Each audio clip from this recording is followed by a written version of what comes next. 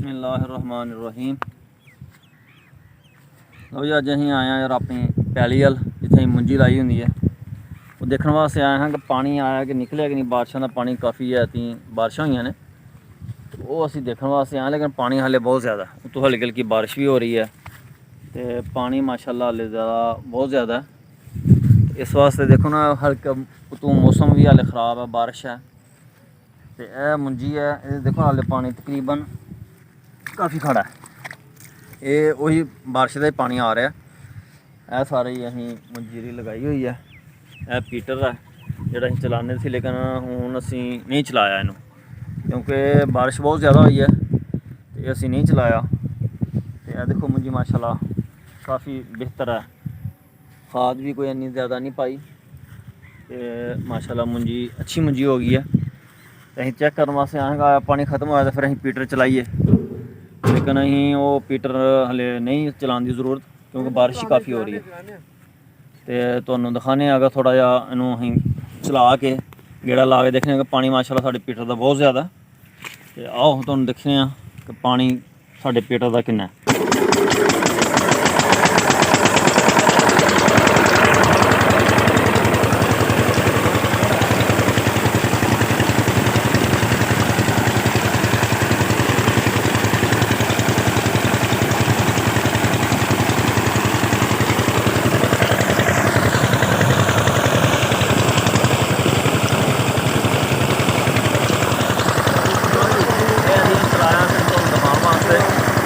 बाकी माशाल्लाह पानी बहुत ज़्यादा साढ़े पीटर का, लेकिन असीं जो इन्हू चलाते नहीं, क्योंकि पानी तो पहले बड़ा है।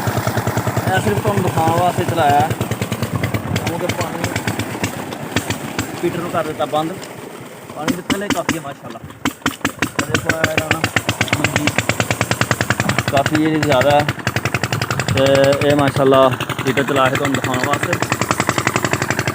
बहुत ठंडा पानी है माशाल्लाह साढ़े बॉर्डर एरिए, जंगल के बिल्कुल करीब है। ये पानी माशाल्लाह बहुत ज़्यादा है। तो यह मंजी है, यह थोड़ी बाद चलाई सी, देखो थोड़ी कमज़ोर है। तो यह थोड़ी जी अच्छी वाली है, क्योंकि थोड़ी पहले लगाई सी। यह देखो माशाल्लाह बहुत ज़्यादा अच्छी इस दफ़ा मंजी हुई है। चावल जोड़े असीं सियालकोट के मशहूर चावल ने, असीं खुद भी यही खाने। तो इन्हां दी माशाल्लाह खुशबू बहुत प्यारी होंदी है। तुसीं देखोगे नारोवाल सियालकोट के जो चावल ने, वो माशाल्लाह बहुत ही ज़्यादा मशहूर होंदे ने, ते खान दे भी बहुत ज़्यादा प्यारे होंदे ने। ते ये सी साडी चावल दी फसल जिहड़ी असीं तुहानूं अज दिखाई है। असीं आए सी वैसे पानी चेक करने वास्ते, लेकिन मैं चलो तुहानूं अपनी फसल भी दिखाने आ। ते यह साडी फसल जे माशाल्लाह मुंजी चावल सियालकोट दे बड़े ज़बरदस्त। ते इन्हां तुहानूं इस वास्ते मैं चलो तुहाडे नाल भी शेयर करने आ कि असीं जिहड़ी मुंजी लाई हुई है कित्थे लाई है, ते की असीं किस तरह मुंजी लगाने आ। तो साढ़े चावल जो खुद अपने घर के खाने वास्ते होंगे। तो साड़ी वीडियो नूं तुसीं पंजाबी विच मैं कर रहा, 2-3 जिहड़ियां वीडियो कीतियां ने। तो लाइक करो, शेयर करो, सबसक्राइब करो, मेहरबानी, शुक्रिया।